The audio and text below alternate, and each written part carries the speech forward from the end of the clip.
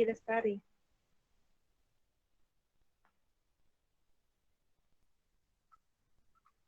Terima kasih atas kesempatannya. Saya akan mempresentasikan mengenai apa itu tax planning PPh Badan.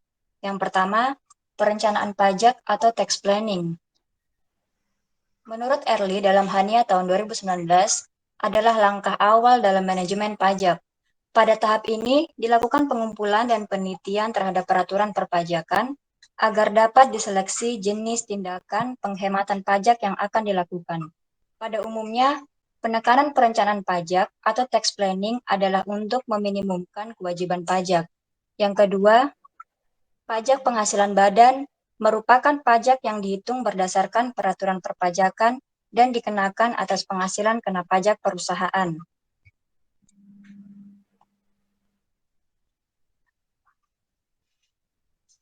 Selanjutnya, tujuan tax planning, yakni untuk meminimalisasi beban pajak yang terutang, memaksimalkan laba setelah pajak, memenuhi kewajiban perpajakannya secara benar, efisien, dan efektif sesuai dengan ketentuan perpajakan.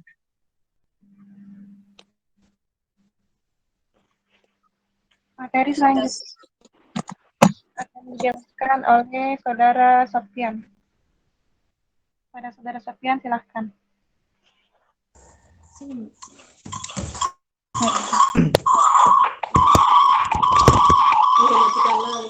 Ini matikan ya.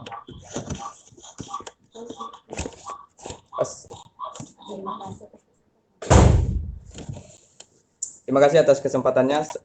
Saya akan melanjutkan presentasi dari Saudari Yuni, yaitu persyaratan tax planning yang baik. Persyaratan tax planning meliputi tidak melanggar ketentuan perpajakan secara bisnis masuk akal, reasonable, didukung oleh bukti-bukti pendukung yang memadai, misalnya kontrak, invoice, faktur pajak, PO, dan DO. Menurut Irwan, dalam Hania 2009, perencanaan pajak pada PPh Badan dapat dilakukan setelah mengetahui uraian yaitu yang pertama, penghasilan yang menjadi objek pajak dan bukan objek pajak. Kedua, penghasilan yang pajak dikenakan secara final. Yang ketiga, biaya yang boleh dikurangkan dari penghasilan bruto. Yang keempat, biaya yang tidak boleh dikurangkan dari penghasilan bruto. Next.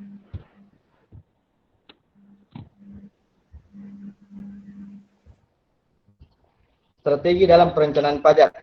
Secara umum, strategi yang dapat dilakukan untuk mengefisiensikan beban pajak secara legal yaitu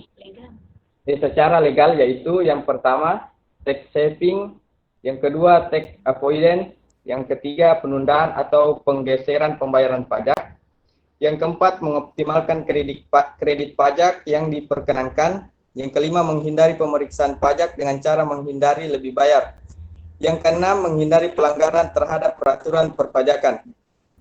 Terima kasih. Slide selanjutnya akan dilanjutkan oleh Saudari Inung.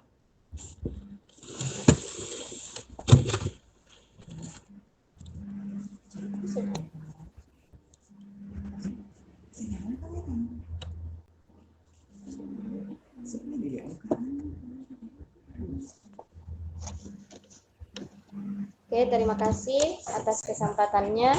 Saya akan melanjutkan presentasi selanjutnya terkait tahapan pokok dalam perencanaan pajak. Nah, menurut Barry Spitz dikutip oleh Hairul Anwar Pohan, mengemukakan tahapan-tahapan yang harus ditempuh oleh perusahaan.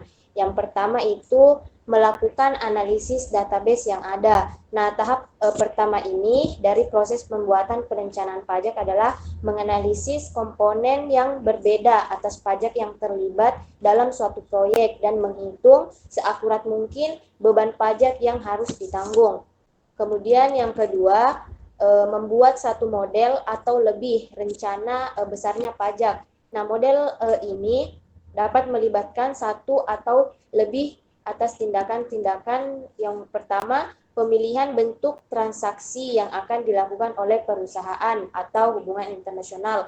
Kemudian yang kedua, pemilihan negara asing sebagai tempat melakukan investasi atau menjadi residen dari negara tersebut. Kemudian yang ketiga, penggunaan satu atau lebih negara tambahan. Kemudian tahapan yang ketiga yaitu mencari kelemahan dan memperbaiki kembali rencana pajak. Nah, mencari kelemahan dan memperbaiki kembali rencana pajak adalah bentuk pengawasan represif. Perencanaan pajak yang telah diimplementasikan harus dimonitor dan direview terus dan dicari kelemahan dan kekurangannya. Terkadang ada hal yang menyebabkan suatu rencana pajak tersebut harus dikaji ulang, dan apabila ditemukan kelemahan, perusahaan harus segera memodifikasi atau memperbaiki untuk keberhasilan tax planning tersebut agar rencana pajak dan tindakan-tindakan tersebut dapat dilakukan dengan tepat waktu. Kemudian yang kelima itu memutakhirkan rencana pajak. Nah, tax planning ini harus terus dimutakhirkan sesuai dengan ketentuan perpajakan yang terbaru atau terkini, sehingga akibat yang merugikan dari adanya perubahan dan perkembangan tersebut dapat sedini mungkin diantisipasi oleh pihak perusahaan. Seperti itu.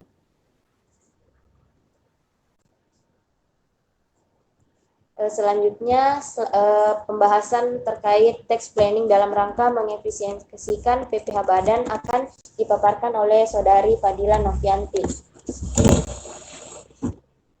Selanjutnya yaitu mengenai materi tax planning dalam rangka mengefisiensikan PPh Badan. Beberapa upaya yang bisa dilakukan wajib pajak dalam mengefisiensikan pembayaran PPh Badan. Yang pertama adalah melakukan pemilihan sistem pembukuan yang tepat.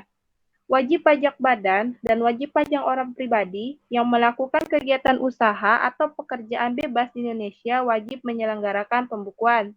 Pembukuan diselenggarakan dengan prinsip taat asas dengan sel-sel akrual atau akrual basic atau sel-sel kas atau cash basic. Menurut akrual basis, penghasilan diakui pada waktu diperoleh dan biaya diakui pada waktu terutang. Jadi tidak tergantung kapan penghasilan itu diterima dan kapan biaya itu dibayar secara tunai. Yang kedua, menurut cash basic, penghasilan baru dianggap sebagai penghasilan apabila benar-benar telah diterima secara tunai dalam suatu periode tertentu, serta biaya baru dianggap sebagai biaya apabila benar-benar telah dibayar secara tunai dalam suatu periode tertentu. Langkah yang kedua yaitu memilih metode penyusunan aktiva tetap dan amortisasi aktiva tidak berwujud. Sesuai dengan pasal 11 Undang-Undang Nomor 7 Tahun 1983 yang kini terakhir kali dirubah dengan Undang-Undang Nomor 36 Tahun 2008 mengenai pajak penghasilan, di mana metode penyusutan yang diperbolehkan berdasarkan ketentuan ini dilakukan dengan yang pertama, metode garis lurus atau straight line method. Metode ini menghasilkan pembebanan yang tetap selama masa umur manfaat aset jika nilai residunya tidak berubah. Atau B. Metode saldo menurun atau declining balance method. Metode ini menghasilkan pembebanan yang menurun selama masa umur manfaat dengan cara menerapkan tarif penyusutan atas nilai sisa buku. Langkah ketiga yaitu memilih metode penilaian persediaan yang tepat, yaitu sesuai pasal 10 ayat 6 Undang-Undang Nomor 36 Tahun 2008 mengenai PPh, di mana metode penelitian persediaan yang dibolehkan berdasarkan ketentuan yaitu yang pertama, penilaian persediaan barang hanya boleh menggunakan harga perolehan. Yang kedua, penilaian pemakaian persediaan untuk perhitungan harga pokok hanya boleh dilakukan dengan cara rata-rata atau average, atau dengan cara mendahulukan persediaan yang didapat pertama atau first in, first out. Lalu yang terakhir yaitu pemilihan pemberian kesejahteraan kepada karyawan dalam bentuk natura atau cash.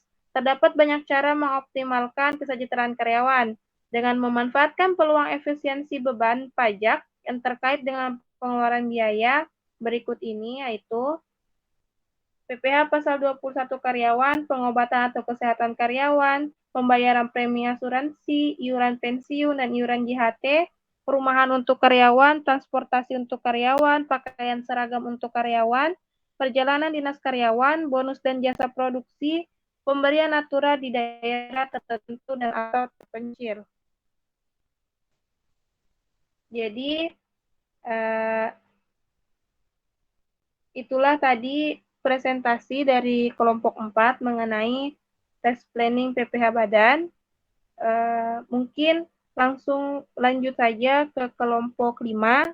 Jadi nanti pertanyaannya akan digabungkan pada saat sesi tanya jawab. Sekian dari kelompok 4. Assalamualaikum warahmatullahi wabarakatuh.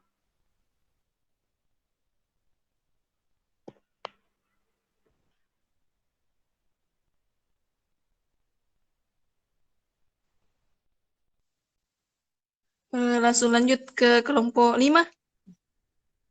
Iya, langsung nanti sesi pertanyaan digabung. Kakak Anti share screen.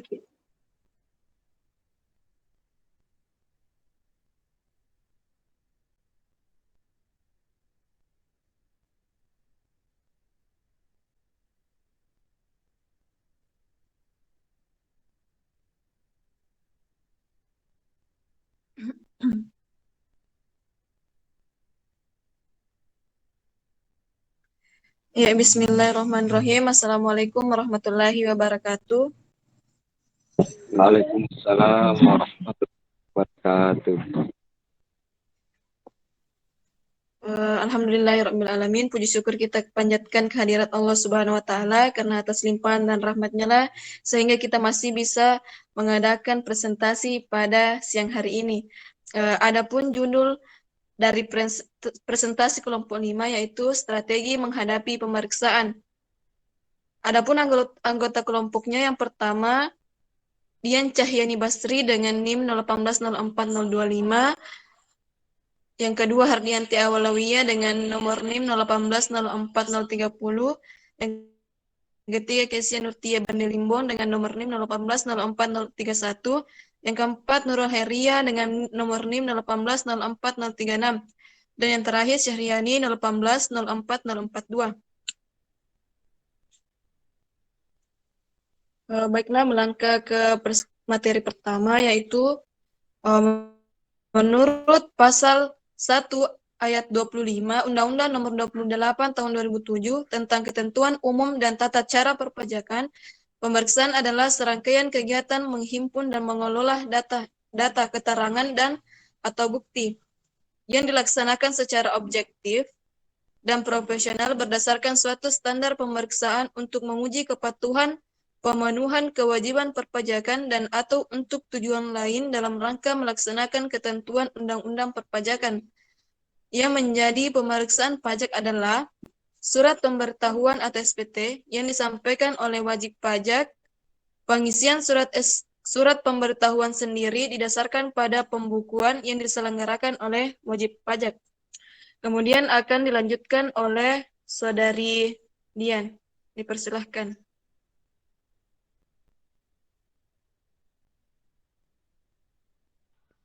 Terima kasih atas kesempatannya.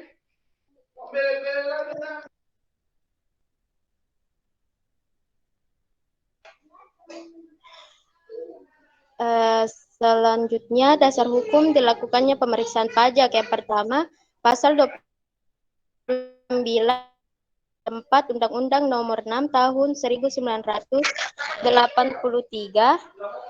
sebagaimana telah diubah terakhir dengan Undang-Undang Nomor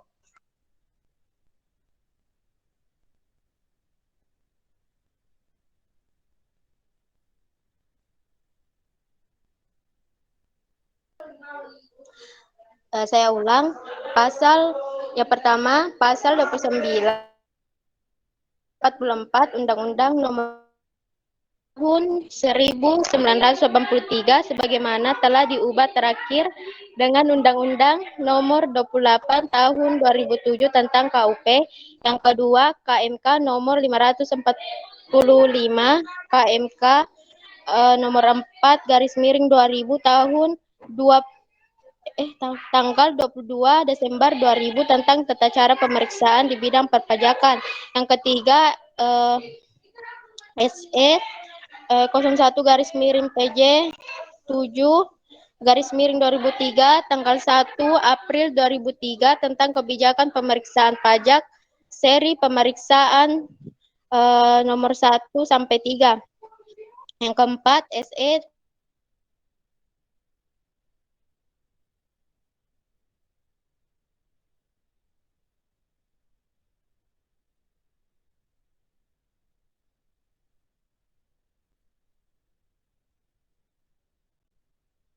7 garis miring 2005 tanggal 31 Maret 2005 tentang kebijakan pemeriksaan berdasar kriteria seleksi. Yang keenam KEP 142 garis miring PJ garis miring 2005 tanggal 31 Agustus 2005 tentang petunjuk pelaksanaan pemeriksaan kantor. Selanjutnya tujuan dilakukannya pemeriksaan pajak. Yang pertama, SPT lebih baik untuk menguji kepatuhan pemenuhan kewajiban perpajakan di antara yaitu yang pertama SPT lebih bayar termasuk yang telah diberikan pengembalian pendahuluan pajak. Yang kedua SPT rugi. Yang ketiga SPT tidak atau terlambat atau melampaui jangka waktu yang ditetapkan dalam surat teguran disampaikan. Yang keempat, melakukan penggabungan peleburan, pemekaran, likuidasi, pembubaran, atau akan meninggalkan Indonesia untuk selama-lamanya, atau menyampaikan SPT yang memenuhi kriteria seleksi berdasar hasil analisis selection mengindikasikan adanya kewajiban perpajakan wajib pajak tidak dipenuhi sesuai ketentuan peraturan undang perpajakan. Jadi selanjutnya akan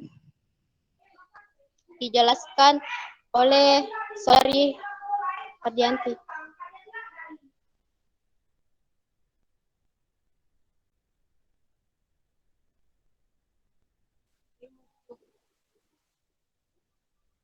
Terima kasih. Tujuan dilakukannya pemeriksaan pajak yaitu tujuan lain. Pertama itu memberikan NPWP secara jabatan. Kedua, menghapus NPWP. Ketiga, pengukuhan pengusaha kena pajak. 4, wajib pajak. Juga 5, pengumpulan untuk menyusun norma penghitungan penghasilan neto. Keenam, pencocokan data dan atau alat keterangan. 7, penentuan wajib pajak berlokasi di daerah terpencil. 8, penentuan satu atau lebih tempat terutang PPN. 9, pemeriksaan dalam rangka penagihan pajak. 10, penentuan saat mulai berproduksi sehubungan dengan fasilitas perpajakan. Ke-11, pemenuhan permintaan informasi dari negara mitra perjanjian penghindaran. 12, pajak berganda. Jenis-jenis pajak pemeriksaan. Yang pertama, pemeriksaan rutin. Kedua, pemeriksaan kriteria seleksi. 3, pemeriksaan khusus. 4, pemeriksaan lokasi. 5, pemeriksaan tahun berjalan. 6, pemeriksaan bukti permulaan. 7, pemeriksaan terintegrasi. 8, pemeriksaan untuk tujuan penagihan pajak. 9, pemeriksaan lapangan. 10, pemeriksaan kantor. Selanjutnya akan dilanjutkan oleh rekan saya, Nurul.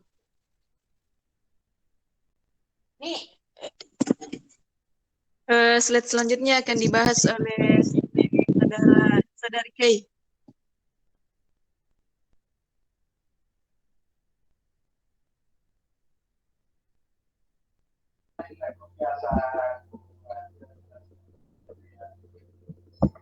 Baik, saya akan menjelaskan mengenai ruang lingkup pemeriksaan. Ruang lingkup pemeriksaan terdiri atas semua jenis pajak atau all tax. PPh badan atau orang pribadi, PPN, PPh pemotongan dan pemungutan, dan lain-lain, baik itu satu atau beberapa masa pajak, bagian tahun pajak atau pajak tahunan, baik tahun lalu maupun tahun berjalan.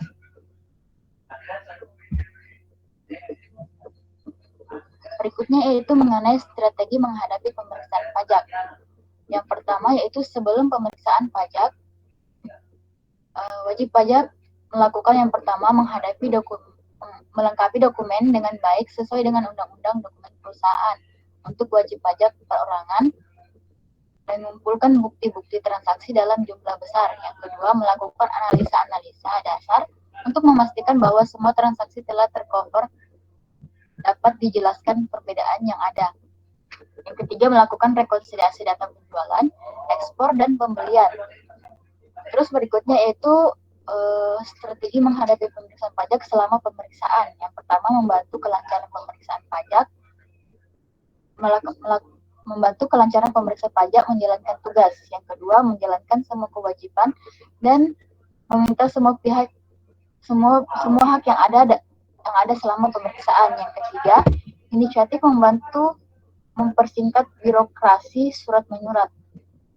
Terus yang terakhir yaitu strategi saat sesudah pemeriksaan. Yang pertama, tetap in contact dengan pemeriksa.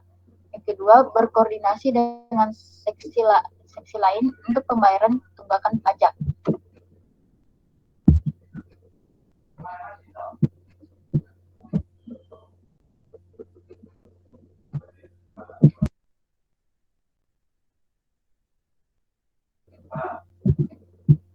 Selanjutnya mungkin akan diarahkan oleh moderator. Terima kasih. Ya, slide selanjutnya akan dibahas oleh rekan saya, yaitu Nurul Hairiyah. Dipersilahkan.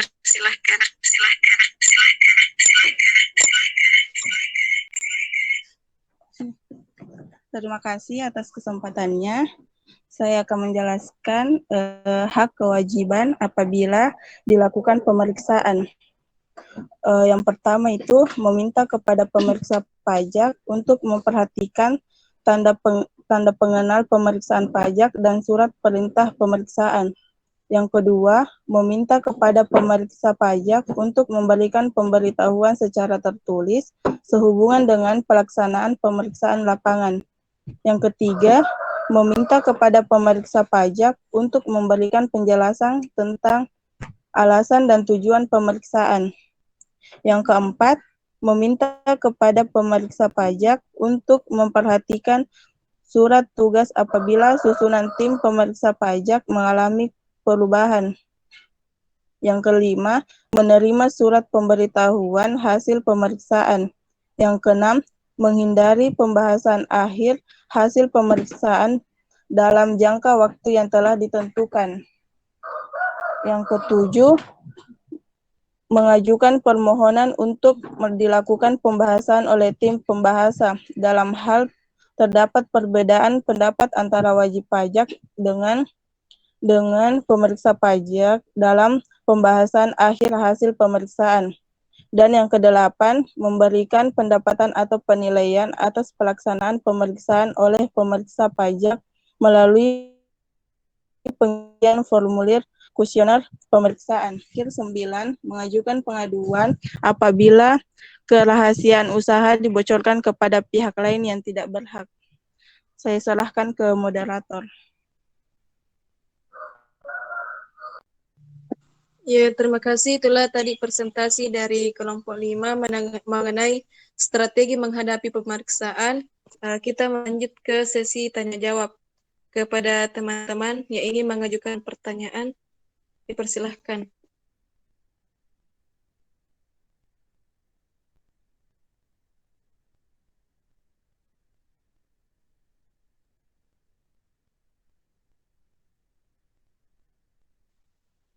Kepada teman-teman juga dipersilahkan jika ada pertanyaan kelompok 4.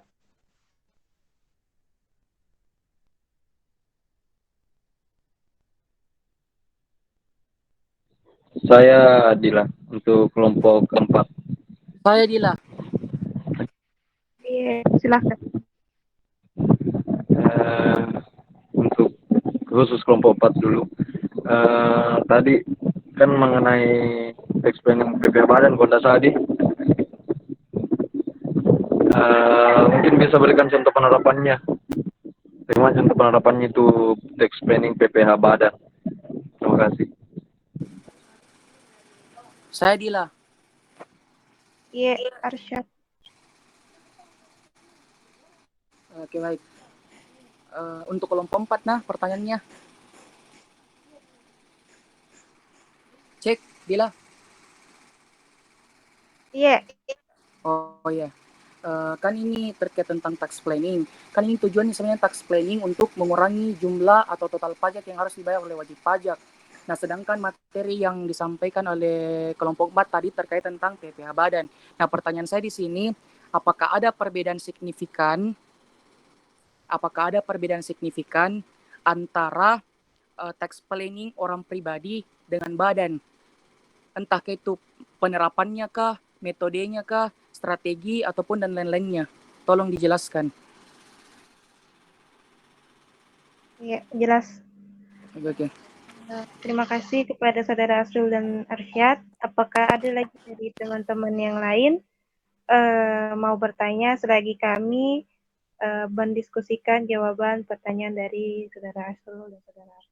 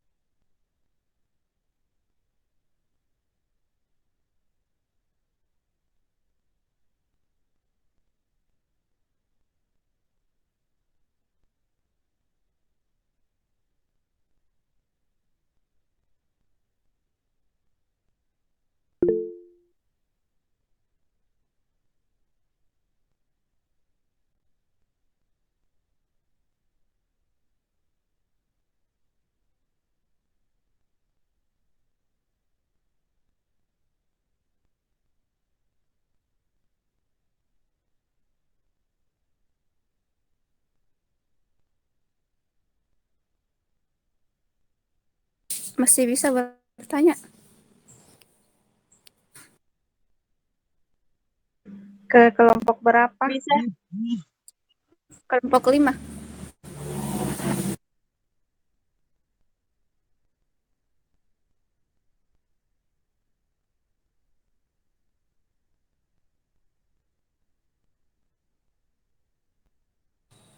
Ani.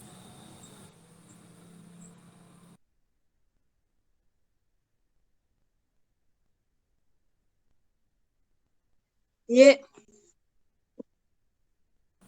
Bisa bertanya? Bisa. Baik, pertanyaan saya, terima kasih atas kesempatannya. Pertanyaan saya, bagaimana sih langkah yang harus dilakukan untuk melakukan penghindaran pemeriksaan pajak? Apakah sudah jelas? Jelas. Oh iya.